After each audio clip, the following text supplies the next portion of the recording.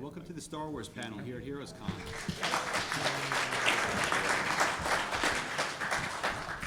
This is going to be a pretty exciting panel. We have the new creative team, well, Jason Aaron and the new art team for Star Wars, the Marvel Star Wars comic.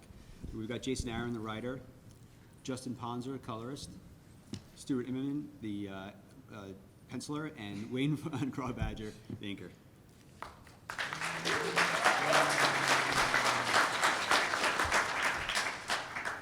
So we're going to talk a lot of behind the scenes. We're going to show some artwork that some of which has never been seen before from forthcoming issues, and we're going to talk a lot about how these guys work together, their experience so far on the comic, and then I'm going to try to leave a lot of time at the end for questions. So start thinking about what you want to ask.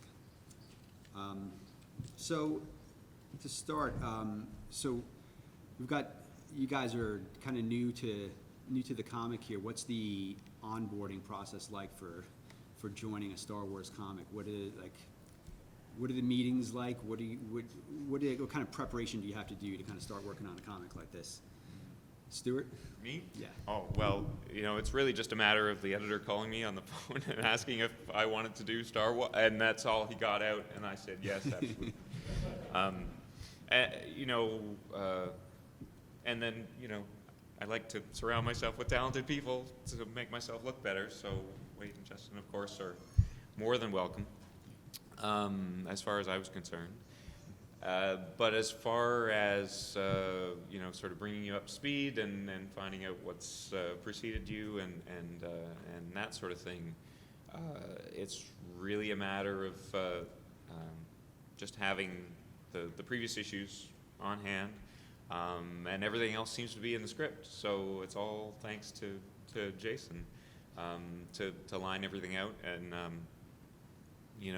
I'm pretty familiar with the material, so and the things that I don't know are pretty easy to find. There are quite a few Star Wars websites. I don't know if you know this, but people are enthusiastic about this property. But do they give you some cool stuff that would make us completely jealous, like reference material or kind of this from either Marvel or Lucasfilm? Supposedly there's a Lucasfilm archive that has everything that we'll need. I haven't had to dip into it yet. There was actually we were wondering what the inside of the TIE bombers looked like, and that was the one thing we had to source out. And even then, I'm not sure. I think we went to the DK exploding the cutaway books. So I'm not sure if that's 100% accurate, but it got signed off on by Lucas. So it's that canon makes me now. happy. Once you drew it, Yeah. it's canon. So did you guys have with Jason kind of a kickoff meeting where Jason kind of outlined plans, and how did you guys introduce these guys? I think this is our kickoff meeting right here. This is the first one time you and guys have only met time. in person, like this weekend, or? Stuart and I had met briefly Yes. before years ago, but this is the first time we've met while we were working together. Mhm. Yeah. Apart from that, it's just emails, which Yeah. is sort of the way the business has been turning for a number of years now. I mean, this book's a little different than other stuff I do for Marvel because Lucasfilm is so involved. So there's a Lucasfilm story group, and they oversee everything we do. So they read every script, approve every page, every cover, because they're dealing with they're making sure everything lines up between cartoons and video games and novels and comics, and then all the new movies that they're doing. Everything now is supposed to be part of the same canon. How about Justin and Wade? So when you guys found out you were going to be working on this comic, what kind of preparation did you do yourself to kind of get into the Star Wars mode?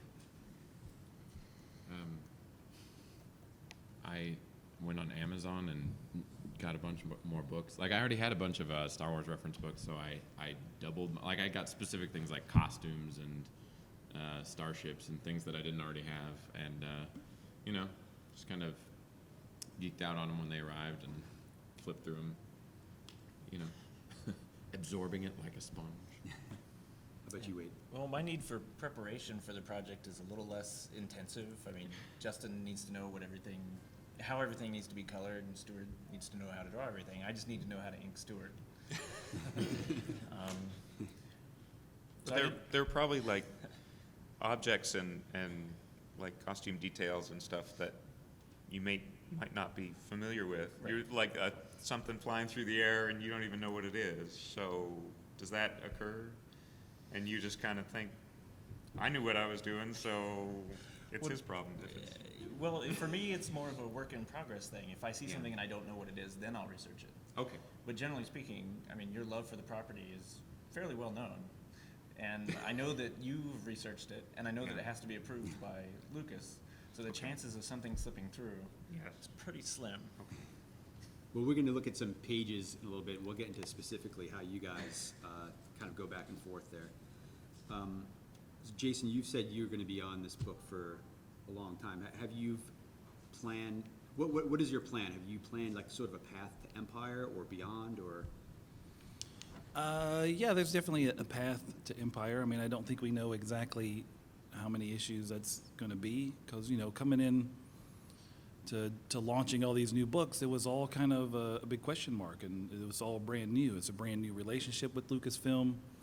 Kind of what Marvel was doing was sort of unprecedented in that, you know, we're launching multiple ongoing titles, you know, set within the time period of the original trilogy.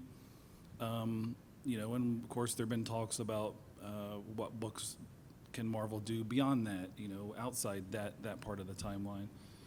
So, I mean, all those talks are kind of ongoing, and of course, you know, there's a brand new movie coming out later this year, so I expect, you know, it won't be too long before you're going to see stuff. Well, I think they've already announced, like, the first book that kind of connects to that part of the timeline. So, clearly the books are all successful, so you're going to see more Star Wars comics as things go by. So I think it's all kind of up in the air of, you know, how long do we want to tell stories with Luke and Leia and Han. I'm perfectly content to keep doing that for a long time, because I feel like once you get to Empire, like, we're kind of done with that period, right? I mean, you can't really go back and tell, like, well, here's all the stuff they did on Tuesday that we didn't talk about before. So I just want to make sure we've exhausted everything that happened in those, 3 years between A New Hope and Empire before we get to that point. But yeah, of course, we have a very good roadmap in terms of where we're headed, because we've all seen Empire Strikes Back. Stuart, do you have a planned run on this book, or? I believe that the arc that we've begun is 6 issues. Is that yes, more or less, or at least by the time the 6th issue comes out, they'll be putting it in a collection, whether it's the complete arc or not. Yes. Okay, so it's at least that long. But when I was offered the job, the offer was open-ended, and it was, you know, mine to stop doing if I wanted to stop doing, and I can't imagine that happening, you know. even though as Jason hints at, the sort of permissions process and the approvals that you have to go through are more substantial than what a lot of us are used to, just having to deal with the, you know, Marvel-only properties. It's really quite minor. It's just a matter of waiting a little bit longer, and it's not really more difficult to get through the hoops that are presented to us. So I think Stuart just said he's going to keep drawing Star Wars forever, right? Wasn't that? It's Everybody breaking heard that, right? news. Yay. So this could be the permanent creative team. So we're looking at a lot of sketches and drawings and some ink drawings that you've done, Stuart. I guess this was your kind of warm-up process for the book? Yeah, I mean, there was, after the offer came up, there was sort of a flurry of activity in the sketchbooks, and as soon as I said yes, I suddenly realized what it meant to have to deal with the likenesses and have to deal with all the details of the various worlds and aliens and characters and ships. And I mean, unlike a Marvel book where, you know, you can familiarize yourself with the costume characters and the rest of it is referenceable wherever, you know, just around, you know, open your eyes and the real world exists. And it's not that much different in the Marvel universe, but in Star Wars, every last detail is invented and created and specific to that universe. So it's a lot more involved. So I did feel like there was sort of a practice period for me where I had to, even though I know the films back and forth, and some of the comics and some of the novels, and I have a lot of the reference material. I'm sure that exactly the same set of books that Justin has. I still felt like I needed to refamiliarize myself with it. So, yeah, these are a lot of this stuff is stuff from my sketchbooks that I was using to practice on. I personally love this one. It's just Thanks. simple and A little more design. beautiful. Jason, is it easier? You do such a great job getting the voice of these characters. Is it easier with Star Wars because we all kind of know their voices, as opposed to, say, Right. I think Marvel comic? that's probably what makes it harder.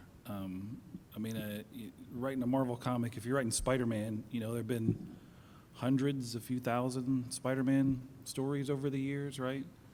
If we're talking about Star Wars, yeah, there's been a lot of expanded universe stuff, but most people, when you're dealing with these original timeline characters, most people are thinking of those, 3 movies. So when you're writing Boba Fett, you could take every line of dialogue that Boba Fett says on screen and fit it into one tweet. So when you have him show up and start talking, it seems weird, and that, well, he's not supposed to talk that much. Well, sometimes you need him to talk, to tell a story, or to do stuff. He also doesn't do much stuff in the movies. So it's, He's I think still a sometimes great character. No, I love Boba Fett, but it's nice to have him talk and do stuff also.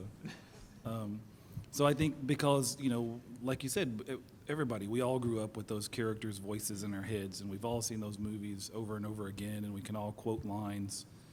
So I think that makes it a little harder, in that we're all kind of more precious with those characters than maybe you would be with Spider-Man or characters that you've seen do and say everything you could possibly imagine over the years. So I think that does make it a little more challenging. And for me as a writer, I think I had to kind of realize if you're going to write these characters, you can't be precious with them. You have to scruff them up a little bit. And of course, I'm limited in what I can do, and that we've all seen Empire, so we know where things are headed for the most part. But I never wanted to shy away from grabbing for the biggest possible story beats that we could, that take place between those 2 films, because there's a lot of them. There's a lot of stuff that happens kind of off the screen between those 2 movies. So I wanted to grab for the biggest, Marvel Comics kind of moments we could do, because otherwise it's like, why do this book? I wanted this book to feel like it was a direct continuation of that original film. Like, this was an important part of the story. We certainly found a way to get in some pretty big surprises, as anybody who's read the last issue knows.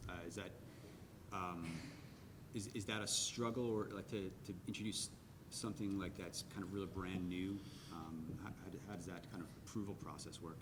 No, if you're talking about issue 6, I don't know if everybody's read it, so Yeah, we I won't don't know if we spoil can it. talk about it or But not. a I new guess so, character right? pops up who has a very specific relationship to Han Solo. Has anybody not read Just it say it. It's been bleeding. She hasn't read Got it yet, one so person that's gonna get those spoiled 2 here. people. You guys just wait outside for 15 minutes.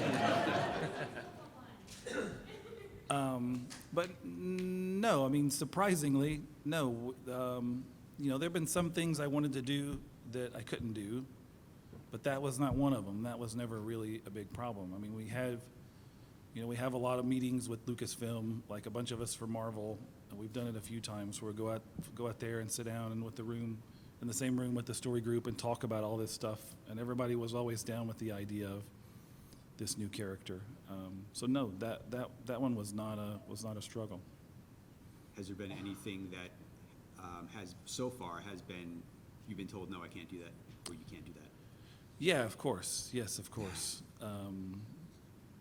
But again, they're having to deal with so much stuff. So if I ask to use this one specific character, they may have concerns about, well, we're going to do a movie with that character, or that character's popping up in a novel. So they're having to juggle all this stuff and try to make sure it all kind of lines up, which is sort of new for them too, right? I mean, that's kind of what Marvel does, right? Marvel's gotten used to doing that and maybe gotten a little more flexible, where Spider-Man doesn't have to look exactly the same when he's drawn by Stuart or if he's drawn by, Todd McFarlane or whoever. Like, there's going to be differences. Every guy's going to get to interpret Spider-Man how they like. So this is all kind of new for Lucasfilm, and that all that's expanded universe stuff didn't have quite the same oversight that everything has now. So I think they're still just, it's quite a big job. It's quite a big job. I don't envy them having to do all that. But yeah, I mean, it's a different process, but it's, at the end of the day, it's still Star Wars, and it's still incredibly fun job. Justin, did you go through a similar process to what Stuart did here with these warm-ups, as far as like just thinking about how you would approach coloring this book? Is there a specific Star Wars color palette that you tried to develop? With this book, you're going to try to keep it from being too colorful. Like, you want to theme scenes a lot, you've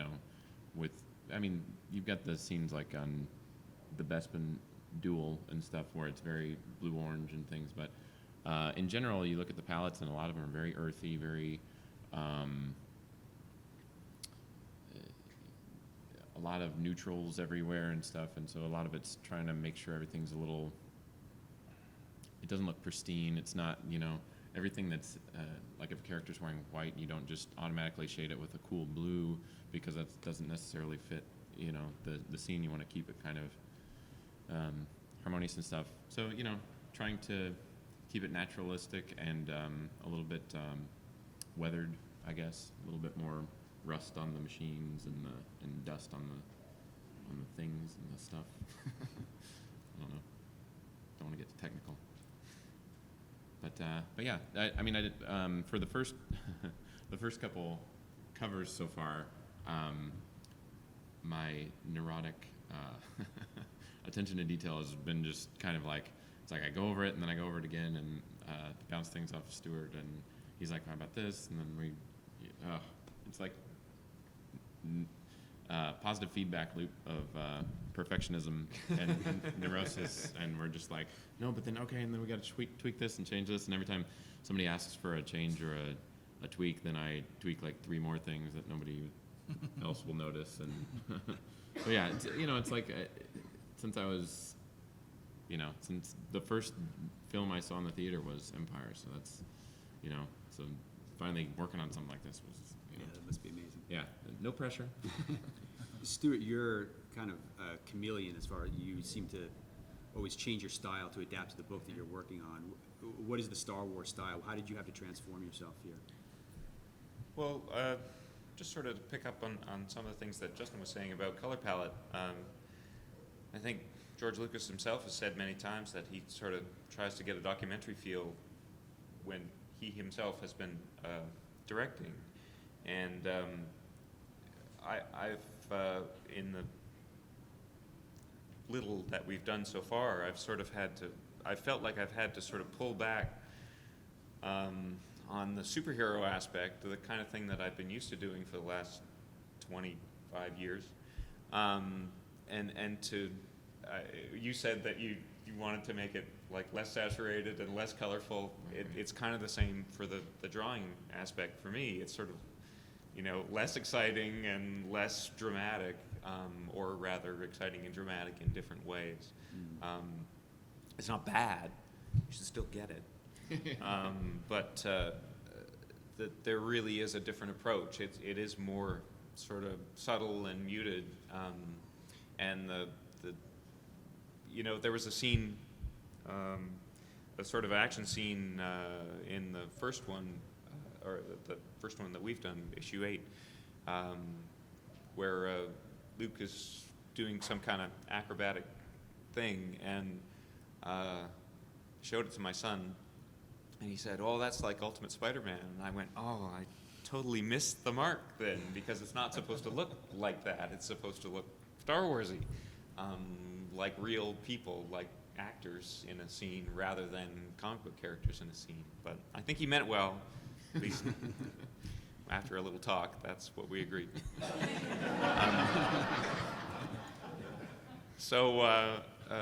And he's not going to spoil it for anybody.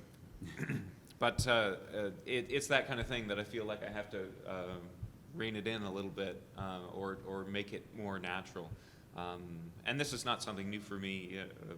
Superman Secret Identity for another company was done not in the same style, but the sort of the hallmarks of it were similar. So it's meant to be in a more naturalistic setting, even though it's science fiction.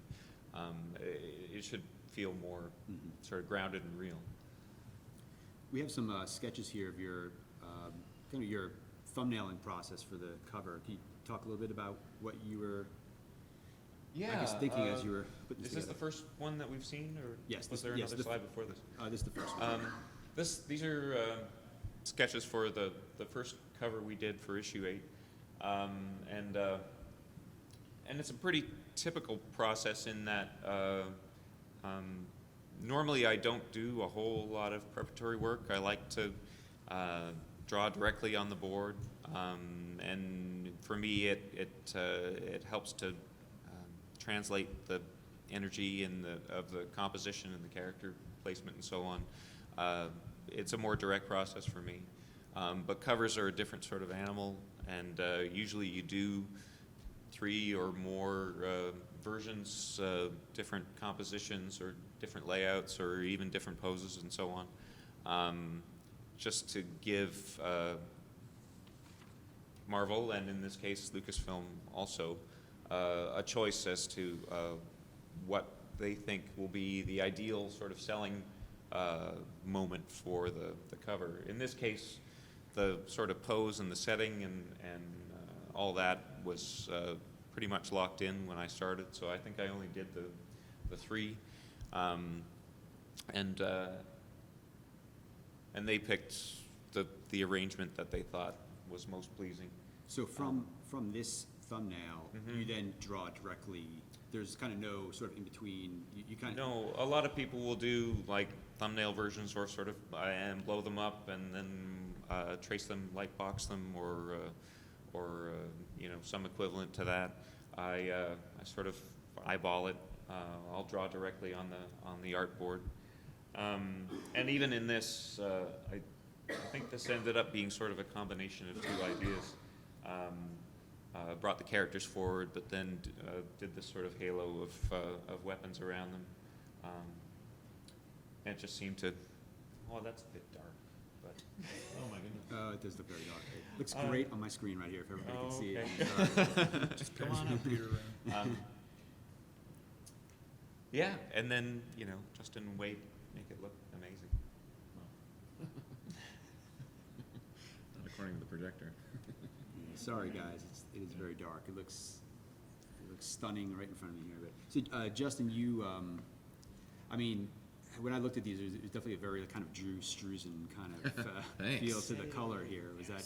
I'm sure that's what you were going for. But were you kind of looking at a lot of that, or Oh yeah, especially like, for the covers that they have a very kind of that poster feel to yeah, them? that's exactly what was the goal. Drew is like the all-time poster master, and like his palettes and everything he does is right. So so yeah, the fact that you said that, I hopefully you meant it. But yeah, that was kind of when Stuart gave notes on what he hoped to see. He was like, think Drew Struzan. No pressure. Well, for this one it was different, but this one, I was kinda like, it's some different Artist. illustration master. Yes. Yeah. Just make it look like the best. Yeah, no pressure. But again, like that's super dark compared to what it actually is. I don't know what the projector is doing. Yeah, it's probably just because this dark wall that it's on. Oh, it's on dark. Okay. It's on a gray wall, yeah, All which right. we thought would be a good idea at the time. Yeah. Imagine how awesome it actually is. But yeah. So we're going to look at some pages now. Is this for issue 8? Is that right? Or Yeah, this is for issue 8. so a couple of And issues out? There's one detail on the Star Destroyer that Lucasfilm didn't, when they approve everything, and they're very particular about lots of details, and they'll ask for corrections, and they're all understandable. There's one thing on the Star Destroyer that I don't think even they picked up on that marks it as a Mark I version from the first Star Wars movie and separates it from every Star Destroyer in every other movie. And I won't tell you what it is, but you'll just have to research it. But even Lucasfilm missed it. Here's the inked version. So Wade, do you ink on paper, digitally? It's on the board that he draws it on. Okay. But There's that's a, your preference, isn't it? Absolutely. you could see, I think you could see from the screen here, but maybe not. Well, actually, I can probably zoom in a little bit. There's, yeah, let's zoom in. The notes. So you can see kind of these different approaches that you use for inking the ship versus the starry sky. There's kind of like, I guess, can you talk about how you do that?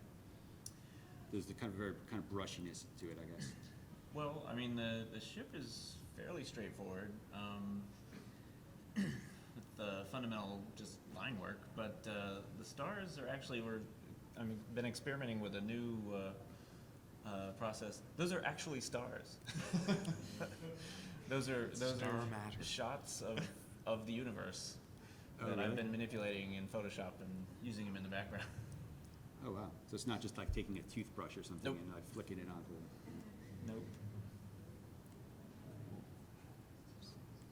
With the exception of a couple of like that one star right there at the bottom, that was something that Stuart indicated, so I just kept it there.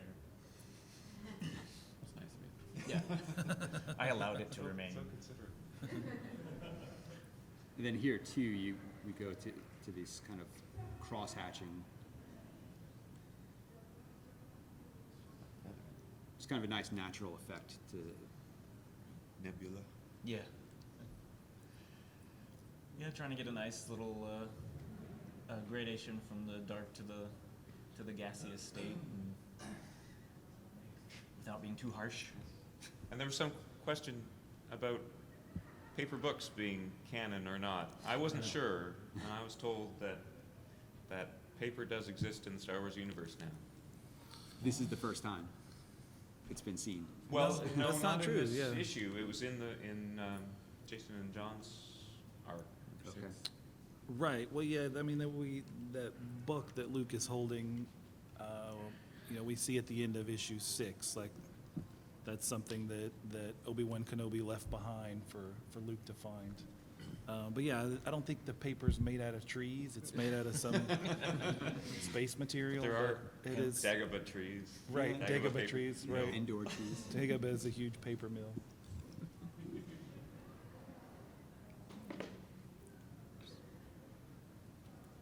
Actually, if you want to go back, Sure. I just wanted to point out that R2-D2's dome is not half a sphere, which I learned the hard way. Huh.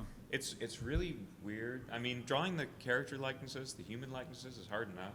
But then when you have to draw the characters that have no expression or no way to manipulate how they're feeling or whatever, you really have to be on model.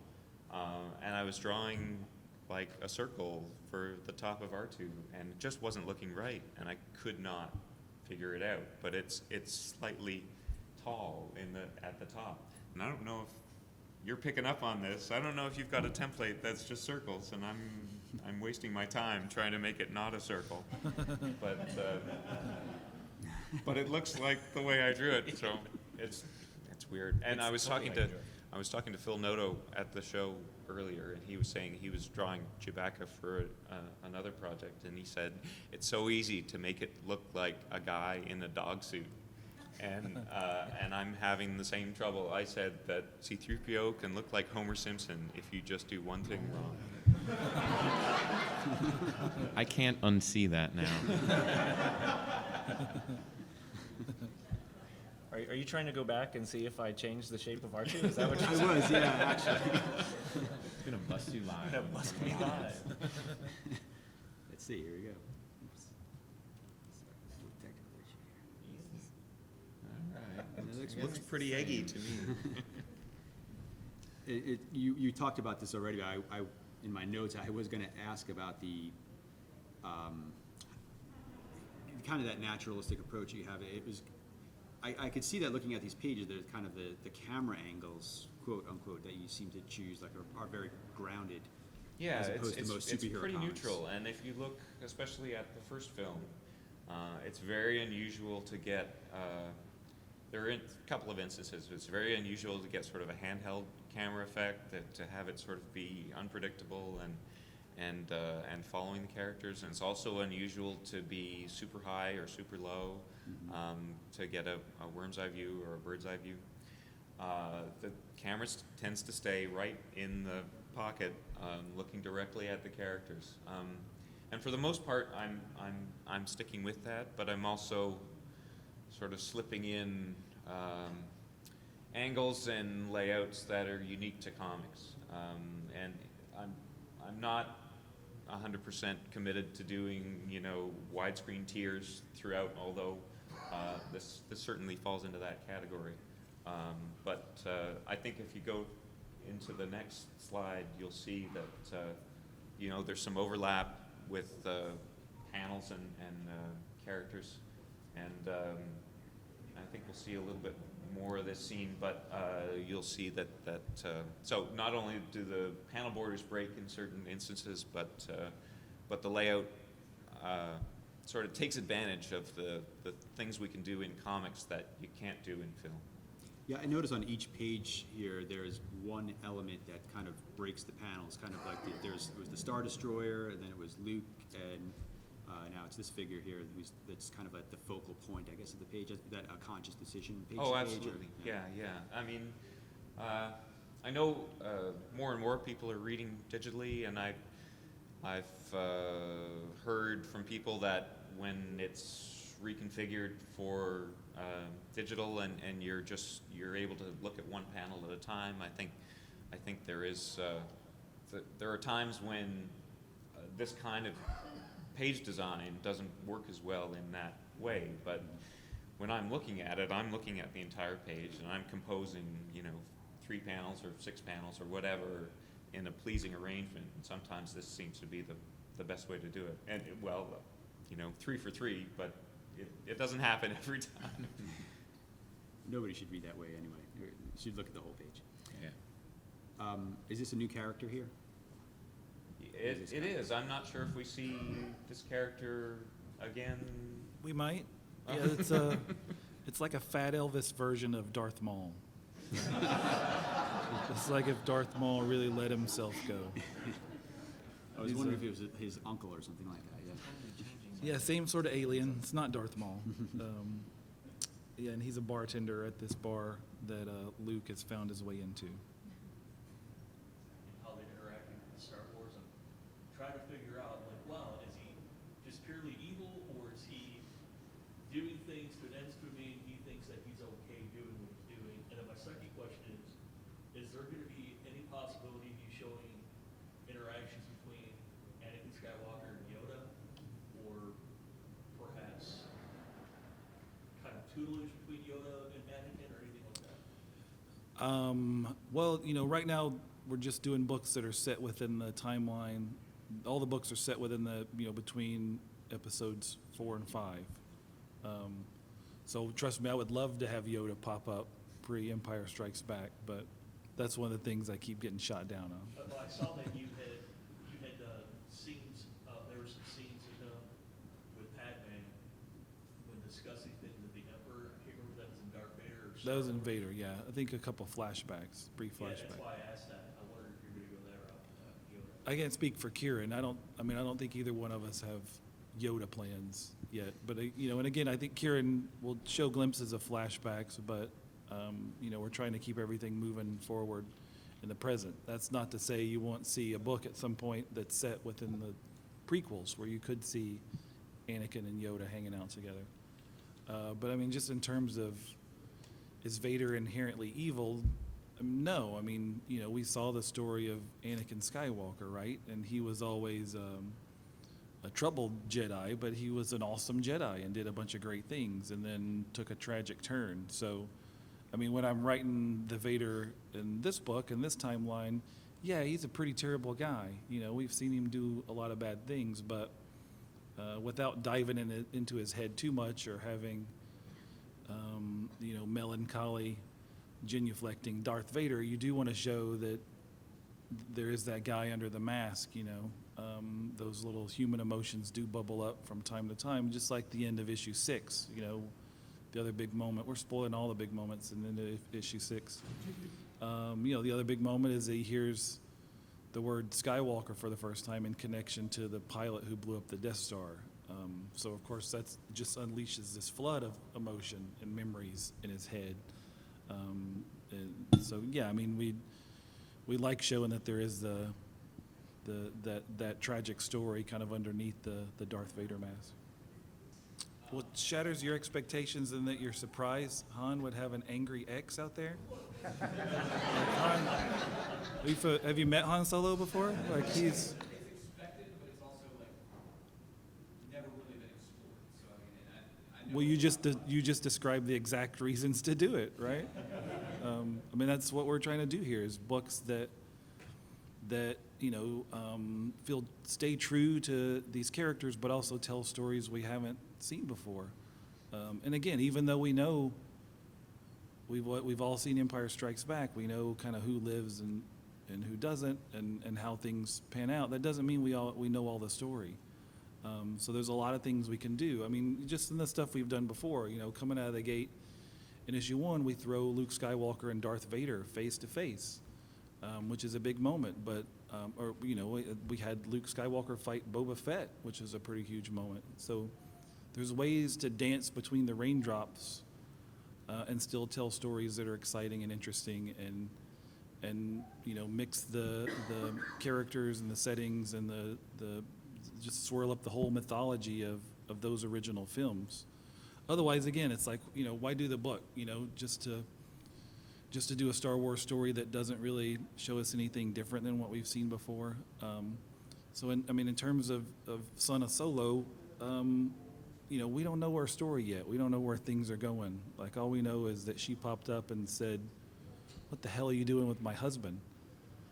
So to me, that to me is an interesting scene to write, of like, well, wait a minute, who is this woman? Like, is she crazy? Is she lying? Is she really his wife? Like, what does this mean? Where do things go from here? So she's not just a character who popped up for the sake of that last page splash. Like, she's a character who'll be around for the foreseeable future. She's a big part of the, this arc that Stuart's drawing.